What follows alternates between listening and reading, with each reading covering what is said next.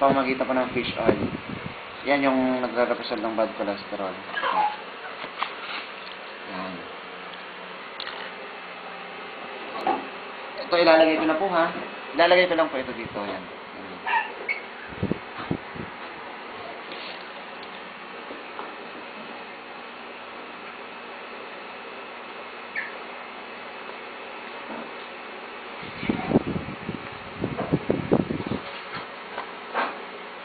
Hindi na ano, matuyo na ito muna. Patay ba natin? Ha? Hindi, okay na. Yung ginalan mo ba? Kinalat ko? Kinalat ko. Hindi ko na, doon ko na, pwede palang matulog siya sa mainit at tubig. Kasi kinakagat pa natin. Pag kinakagat ko, tinatalsikan ako sa dami. Malasa po yan. Ano, may Fish talaga po ito, fish. Oo, wait lang. Fish talaga. Butas na ba? Butas na, oh. Gusto ko sanang ilagay doon sa kamay ni, kaya lang, malansa eh. Kaya kaya ilagay ko? Kaya sa daliri na maghugas na lang siya. Emil, gusto mo Konting-konti lang. Ipahid lang. Papahid ko lang dito. Para ma-feel mo Maghugas ka na na. lang. Dito lang. Kaya medyo mainit kasi gawa ng mainit tubig, pero hindi mainit. Yan ha.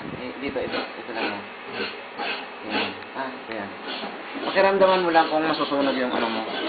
Lagay mo muna. Popost ko sa YouTube. Makikita niyo yung epekto niya. Paghuhugas talaga ako. Yan, tingnan niyo po ha. Hugas po ano. Bali po, ang Ay, dito sa banyo. Saan po? Diyan sa banyo mayroong gripo.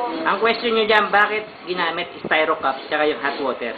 Yung hot water represents warm blood ng tao. Di ba? Mainit yung dugo natin.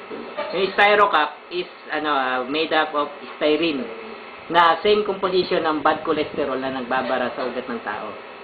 So kung ano meron sa bad cholesterol, yung styro cup, pareho sila ng composition. Kaya kung makikita nyo yung gilid ng rim ng tubig, unti-unti nang nabubutas. Oh, So kung yan ay isang asido, di sana yung kamay ni Emil, butas na rin. O sunog na. Ayan, makikita nyo po, Ang styrene. Okay, oh. Yun po, yan mismo yung bad cholesterol na direkta, pagdalo niya sa dugo, tutunawin niya, yung bad cholesterol lang. Walang ibang organ na madadamage sa katawan niya. So, instead na magbara lahat ng ugat nyo, magkaroon ka ng heart attack or stroke, ito yung panlaban nyo. Di magaling pala yan. Ay, super galing po. Yung mother ko, sobrang saya ngayon dahil hindi siya nakakaramdam ng mga paghihingal, hindi siya nangihinga. Super talaga. Pwede nyo pang iangat yung gilid ng pwede nyo, angat nyo na. Ayan po. Tingnan na. Ano nga? Ganyan po ka super ganda. So, kung itong gagawin yung maintenance everyday, mababawasan ng lahat ng cholesterol build-up nyo mula nung pagkabata kayo nung kumain ng mga malatabang pagkain.